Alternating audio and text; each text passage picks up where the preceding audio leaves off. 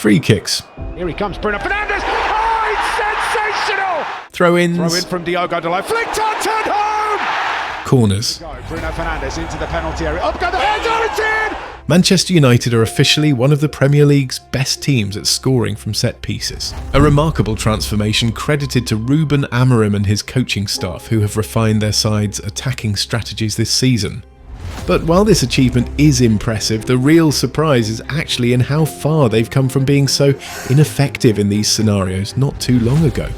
This begs the question, why are United suddenly so good at scoring from set pieces? And what does this newfound threat reveal about Amorim's game plan? It was about a year ago when Amorim suffered his first defeat in charge of United, a 2-0 loss to Arsenal, with both goals coming from corners and making clear to him the sheer physicality of the Premier League. In that same month, goalkeepers Altay Bayindir and Andre Onana each conceded directly from a corner in subsequent defeats to Tottenham and Wolves. Seriously, I don't think you can watch United with either keeper in goal without getting at least one heart attack per match. Before that, under Erik ten Hag, United were one of the least inspiring in the league when it came to attacking set pieces. In the 22-23 season, for instance, United managed to score just 6 goals from set pieces. For starters, this was not only the fewest of any team in the top flight that campaign, but every other team in the top 5 had scored at least twice as many. Despite this, it didn't stop Ten Hag's United from finishing third, which at the time was encouraging given the turmoil of the previous season.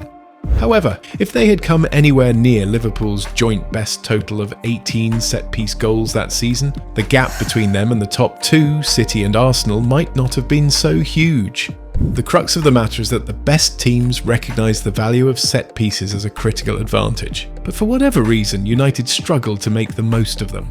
That is, until now. Since their opening match this season, where they once again conceded comically from a corner, it seems Amorim has taken that defeat to Arsenal a little too personally and ripped a page out of Mikel Arteta's playbook for his own game plan. But when you come for Premier League, you learn a lot with other teams how to do it, and we are stealing a lot of things to score goals. By the way, if you're enjoying the video so far, we'd be incredibly grateful if you subscribed. Your support helps us grow and continue creating the content you love. As Arteta's Arsenal have shown, effectively maximising set pieces is a crucial strength for any top team. But even more so if you're a side that doesn't blow teams away that often, as is the case with United. Over the summer, Amorim tasked his assistant Carlos Fernandes, a member of his backroom staff from Sporting whom he had brought with him to Old Trafford, to oversee both defensive and attacking set plays. It was a bold decision that meant removing set-piece responsibilities from Andreas Georgsen, who United had previously hired as a specialist set-piece coach and is now part of Thomas Frank's staff at Spurs. And so, while Arsenal's set-piece coach Nicolas Jova has earned rave reviews for his work with the Gunners, it appears Fernandes is doing an equally impressive job with United, who now seem capable of making something out of every dead ball opportunity. As a result, United are now the best team in the league at set pieces, outperforming even Arsenal. And like that condom you keep as a permanent resident in your wallet but comes in clutch when the moment arrives, set pieces are becoming just as vital to Amorim's side. As many as 12 goals, or 40% of United's total this season, have come from set pieces, the highest proportion of any Premier League team. Furthermore, out of their 26 points, 12 can be attributed to goals from dead ball situations, excluding penalties. This newfound efficiency is a world away from their record just 4 seasons ago, when Harry Maguire's headed opener against Leeds in February 2022 marked their first goal from a corner in an astonishing 139 attempts. Their abysmal success rate made even McLovin look like a seasoned pro at finding the sweet spot. It's in. Oh my god, it's in.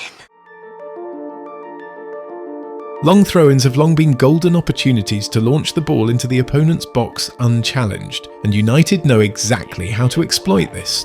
They crowd the front post area to make up for the limited throwing distance of their players, aiming to make first contact and flick the ball across the goal for an even better scoring opportunity. But the real leap in United's set-piece effectiveness has come from corners. Now we often see them lining up at the back post before dashing diagonally into the danger zone, an approach that has become a hallmark of Arsenal's success. This season, a solid 38% of United's corners have been delivered into the central zone between the penalty spot and the goal, up from 28% during Ten Hag's tenure. Plus, as much as 15% are reaching that coveted back post zone inside the 6-yard box. Their new tactics are clearly paying off, with an impressive 26% of their corners leading to a shot at first contact, making it the highest percentage in the league this term. However, the brilliance of their corner setup extends beyond just the initial delivery. During instances when the ball gets cleared or played short at first, United's players in the box instinctively know to target the back post, where it's easier to attack a follow-up cross. Of course, strategy can only take you so far, as success at set pieces depends heavily on the inherent quality of your players.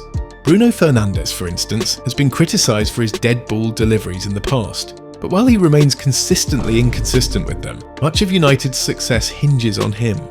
On the other side, Bryan Mbeumo has arguably offered even greater quality in his deliveries. Of Mbeumo's corners, 33.3% have led to a shot with the first contact, with only 2 other players in the league, James Ward-Prowse and Adam Wharton, boasting a better record among the 50 players to have taken at least 10 corners this term. And don't forget about the players ready to capitalise on these deliveries. Amorim's formation allows for 3 towering centre-backs to attack the box, while United boasts players like Sesko, Zirkzee and Casemiro, who are all either strong in the air or can be a handful physically. Put all of this together and you've got a potent mix of reliable takers, players who can make decisive contact, and a strategy that's clearly working. Set pieces are ruining football, or so I've heard, but it would be a mistake to underestimate their importance. After all, a goal from a set piece counts just as much as one scored from open play, and it's one of the aspects of the game that's easiest to replicate and master on the training ground. In this regard, United have certainly benefited from having ample time to refine their routines amid the absence of European football in their schedule. But beyond that, what scoring more set pieces reveals about United's game plan is that they are attacking more effectively than before, as a more potent offence inevitably leads to more opportunities for set pieces. What do I mean by that? With the right players in place, Amorim's United have been able to play faster and more direct, eliminating the slow build-up play from the back that plagued them last season like coronavirus. Much has been said about Premier League teams veering back to a more direct, transitional approach overall, but beyond the eye test, United even stands out in several metrics within that context. For instance, Amorim's side has attempted the 3rd most long balls this season, and while they were the 5th slowest attack in the league last year, they've now risen to the 8th fastest. This direct, fast-paced style has led United to embrace a duel-based approach, driven by their 2 new number 10s who excel at both ball carrying and protecting possession in the final third. This newfound threat allows them to be in better positions to draw fouls and win free kicks in the first place, rather than getting bullied off the ball, as was often the case with Højlund last season. We have different players, more suit to this type of style, but it's a big difference. To illustrate this, United ranked in the bottom 4 for the number of times they were fouled in the league last season, but this season they've climbed into the top 8. Moreover, only 2 of their players made the top 50 most fouled list last season, while 5 now feature in the top 30 this season. Essentially, they're generating more free kicks from drawn fouls, as well as earning more throw-ins from playing long and more corners through shots that lead to deflections. Of course, their open play expected goals metrics are still lacking, and they can't rely solely on set pieces for scoring. Yet it's reassuring to have such prowess in set pieces as a fallback strategy when things aren't otherwise going as planned in open play. Set pieces can't solve all of United's problems, and some might argue that their effectiveness papers over inefficiencies in their open play, particularly against teams that defend deep. However, at a time when set pieces are becoming increasingly prevalent, accounting for about 20% of all goals scored in the Premier League last season, Amorim and his staff are clearly making certain that United are well equipped to not only adapt but thrive in this new landscape.